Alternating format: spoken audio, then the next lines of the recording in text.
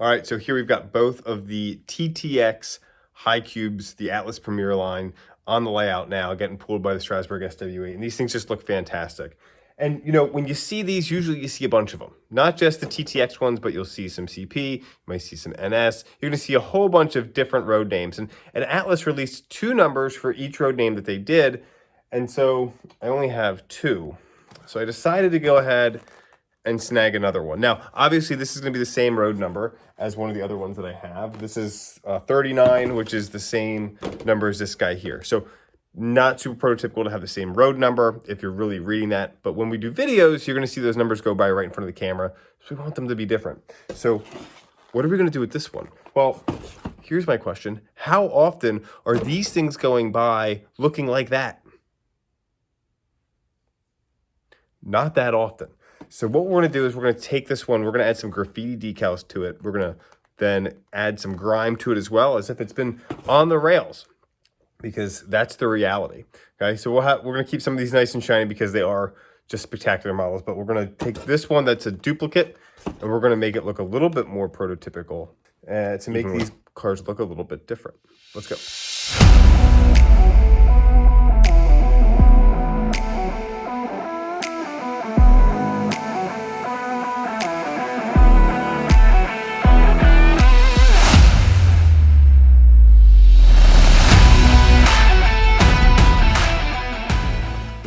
Just generally looking at this car to get an idea of some of the detailing on it. The doors do open, which is nice. They slide open, so they kind of pop out.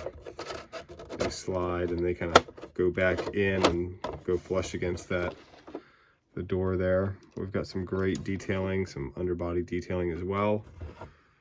Now this is old MTH, right? So we've got the Atlas stamp there, sticker, but if we look, you see the MTH molded in on those trucks. So these are MTH trucks with just Atlas kind of put their little sticker on there. So really nice cars. The one thing we're going to do is make sure we grind these up is cover it with some graffiti, and that's going to be hard to do because of these ribs on this car. So what we're going to use is basically these here. This is a micro set or micro sol, and there's a couple different brands of these, like Solvaset I think is one. And basically what it does is it makes the decal more malleable, and then it allows it to set wherever you want it to go. So I'm going to walk you through that process, but we're going to put some graffiti on the bottom of this. And I get my graffiti, it comes in a little envelope like this, and I also have some from the hobby shop that is laser cut. These ones are okay from the hobby shop, but they're laser cut and the bottom is a straight cut. It doesn't kind of go with the graffiti, so it looks nice if you have it set on the very bottom of the car, but otherwise not so much. These ones in this envelope here I get from a company called T2 Decals. You can get these on Amazon, and these are nice. You have to cut them out yourself, so there's that, you know, you're not going to get maybe the perfect cut, but they're a bunch bigger. You can get them in HO or O. Thing you have to look out for when you buy these is the background on them. Sometimes they're made to look like they're on brick. So I ordered some and they look like they were on brick, so obviously I'm not putting those on a train. So just something to keep in mind. All right, so the first thing we're going to do is graffiti it, and then we'll weather it after that. But the other thing that we might do too is add some markings of where graffiti's been covered up.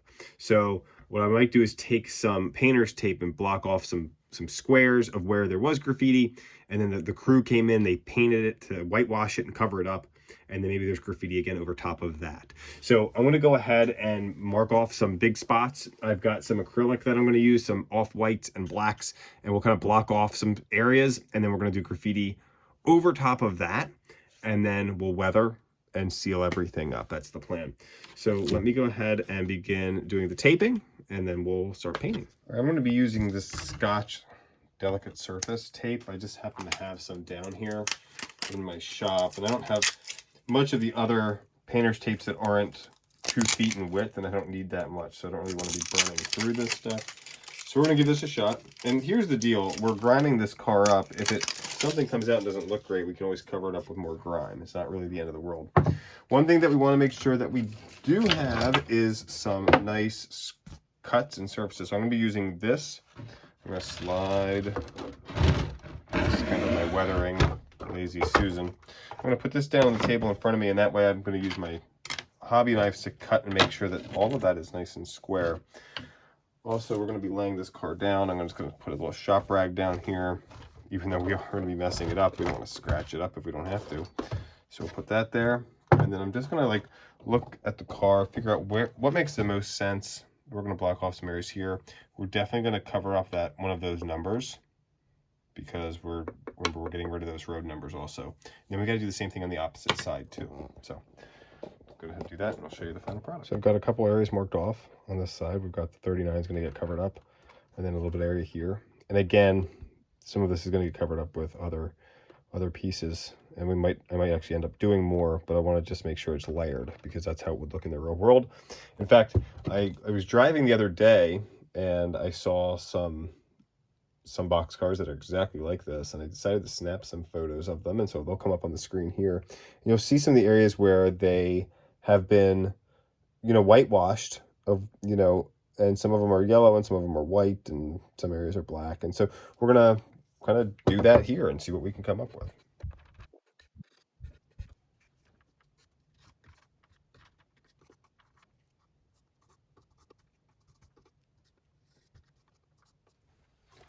All right, so we've got our first blocks done. So these are dry, so we're going to have to pull the tape off. And again, this is my first time using acrylics. It would probably look better if you sprayed it, but honestly, using the gun for this, for these little areas, unless you're doing it in bulk, I find it to be a gigantic pain in the rear to get the air gun out and then clean it and stuff like that. Especially when we're just doing some work like this that's going to get covered up. Like this is an extreme detail where we need it to look perfect because it's going to get grimy, and we're going to make it look a little bit more used and abused. So I'm not overly concerned if the paint doesn't look completely flat. We've got a couple brush strokes in there. I probably could have used a finer brush, but again, for this work, that's going to be okay. So we've got a couple areas here where this bled up, and that's going to be all right. We can actually come back through if we want to and just increase the area where we're going to have that black. We could just bring it up a little bit more, just make sure we're in those cracks a little bit better. This side looks pretty crisp, pretty good. I'm really happy with how that looks. This side could have been better, but I can make that work. And again, we're going to put more graffiti over this, so it just gives me an area where I should put graffiti over top of that so it hides it. If we flip over to this side, we've got one area where we did black, again, covering up those numbers. And we've got a little bit of bleed out there, so let's let that sit. And again, I might come over with some more white. The white's going to help the graffiti pop, actually. So it's not a bad thing to add some white to below that as well. So now we're going to go ahead and begin putting on some of the decals. So I've got these here. And again, these ones are the ones that I purchased on Amazon. And they're much bigger than the ones that I get from the hobby shop. Here's the ones I get from the hobby shop. And you get like 2 things. It's not many, and they're $6. So they're pretty expensive. No, these ones are HO. So they're a little bit smaller. Good for like putting things in the back and stuff like that. But I've got some O ones. They're not all that much bigger. So look at the size difference. So we're going to throw some of these guys on here. And these ones are huge. So you got to figure out where they're going to fit. And you're not going to be able to get... That long one's great. Probably good for one of the big 86-foot box cars. I don't know if I'll be able to get that guy on there.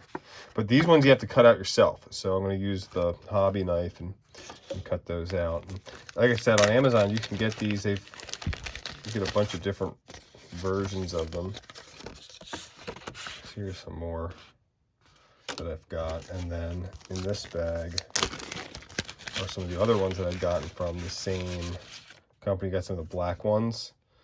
So just like some walk up with a black can, rattle can. And then we've got some more. So here are the ones that I mentioned earlier. You see that? It looks like it's on brick. So that would be good for your buildings. You can see it better there. But it's not going to obviously work on a train.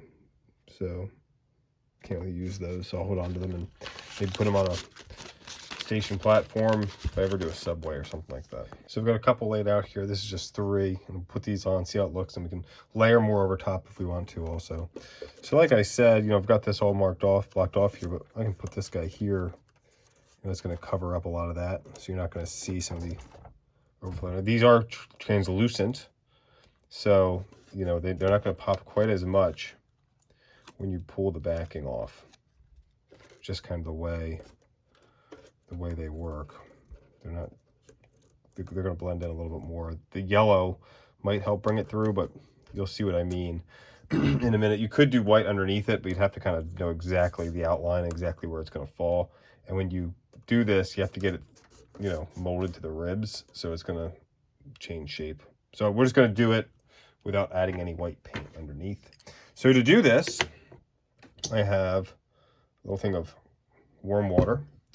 We'll start with this one on this side. So I'm just going to take this, it's now cut out. I'm going to stick it in the water. Stick it in the water for a little bit. What it's going to do is loosen from the backing there. In the meantime, I'm going to grab these guys.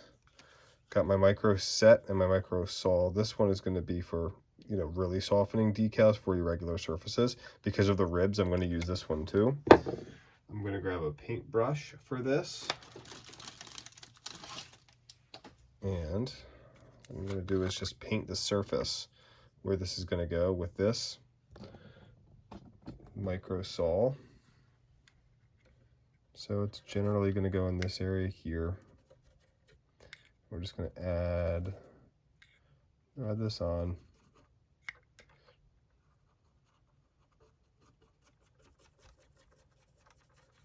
Doesn't have to be perfect. I'll set that down. All right, our decal is off the back. So I'm going to pick it up very gently. See how that's translucent there.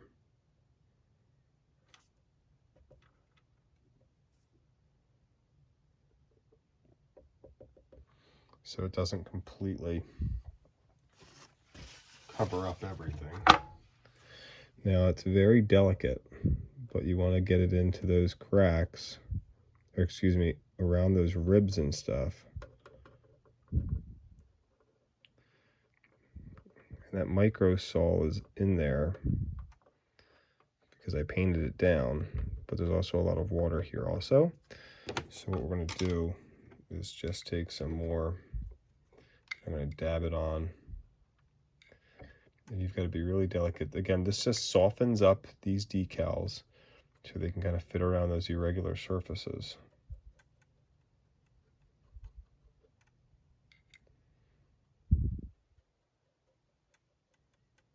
The black's really popping through on there.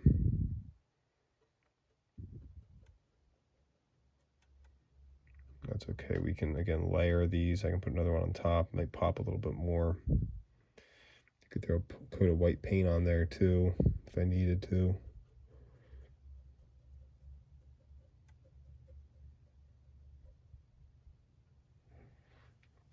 I'm just kind of pushing down as I do this to get it into those, around those ribs and stuff. And then I've got just a little dowel just to push,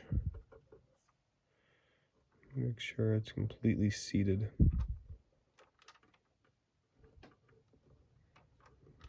I have to pull it over a little bit.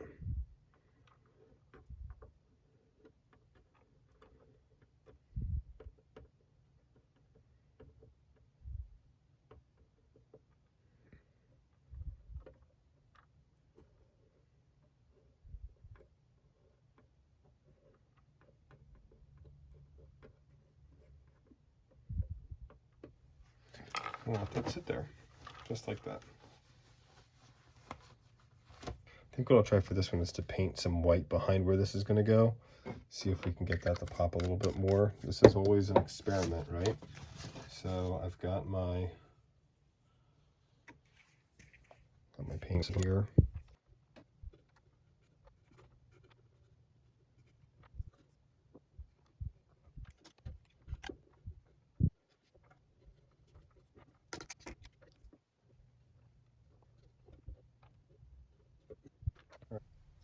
So here we've got this one on, and I'm just gonna again take my little dowel stick here, and I've got the micro saw over it already, and I've kind of already pushed down into these, around these ribs.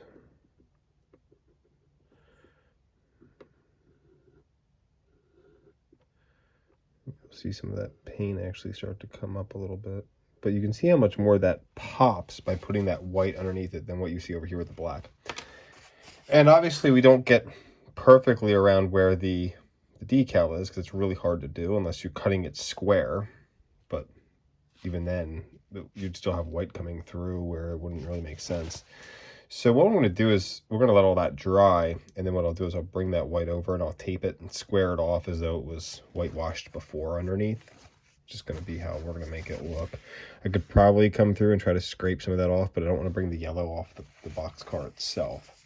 So once this has been sitting for a little while, we're going to take a paper towel, and I just have it kind of rolled over itself. We're going to push down on that, and it's going to pull some of the moisture out and help just make sure that that's completely set in place. So we just place it over, nice even pressure with your fingers, and then I just take my thumb around those ribs, trying not to pull, but just push down and work out some of the air bubbles, and then we're gonna pull up, and there we go. Set nicely in place. In fact, some of that white paint did already come off when I did that.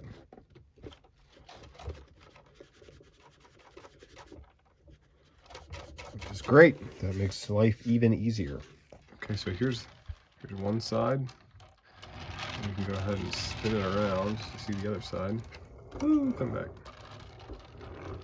So not too bad. This, you definitely see how that black pulls through on that graffiti there. So that's really covered up. Probably cover that up with another one of the more solid pieces. These are, again, the laser cut ones. These are the ones that I got from Amazon, which do look better, but they just need that white background. So I've got some white painted in back there. So we'll just kind of scratch it off. That solvent actually loosens that paint. So I just took my little wooden dowel rod. I've got it kind of at a pointed end to it, and then you can kind of see that. And then what I could do is you just come through and you can just kind of just scrape that white paint off a little bit, being careful not to hit the end of the decal, because then it's going to start pulling that up. But then what we're going to do is we're going to come over and we're going to add some weathering. That's what we're going to do next. So what I like to do when I'm doing the weathering is end with powders. I like to start by marking up some spots that might have some rust. And again, I'm going to look at the prototype photos that I have and see if there's any dings or marks that where we've got some rust streaks, and we'll do that by hand. Then we'll come around and we'll use the air gun to get some dust and grime on the bottom. I've got some grimy black we're going to use for that, and some browns. And then once that dries, we'll come over with some powders and just get some dust kind of collected in those ribs and areas and things like that. So that's what we're going to start off with. Let's go ahead and give it a shot. So we're just going to add just a few little rust spots, and I've got some oxide droplets of airbrush paint in here. That's what I usually use. And again, I'm just going to use this solid piece of wood, because when you use a brush, sometimes you'll get more marks than you really are looking for. So we're just going to come and just put a couple little marks on here, not much. The prototype photos that I've got, they actually are in pretty good shape. Not much in the way of dings and rust happening. Just some of those ends that pop out. We'll come over here to the ladder. Got some paint rubbing off there on the ladder from the work that we're doing, so we'll make that a rusty spot, you know? It's one of the nice things that you can do.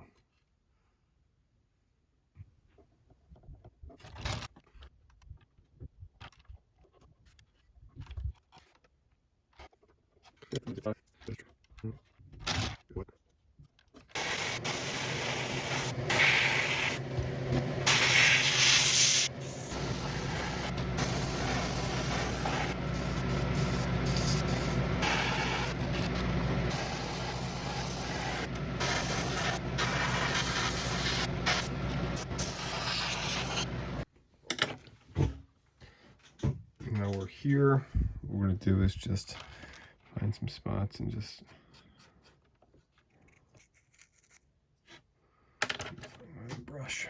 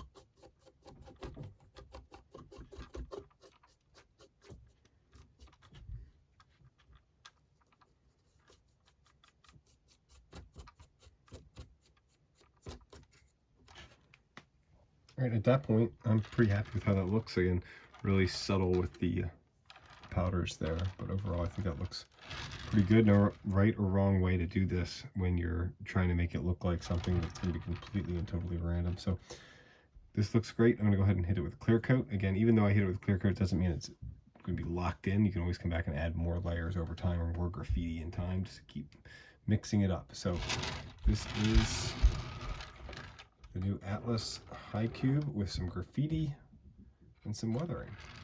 Let me know your thoughts in the comment section. Again, this is a duplicate car, which is the reason why I chose to do this with a brand new, really high-end piece of rolling stock. So anyway, thanks for watching. Hope this helped if it's something that you're interested in doing. Take care.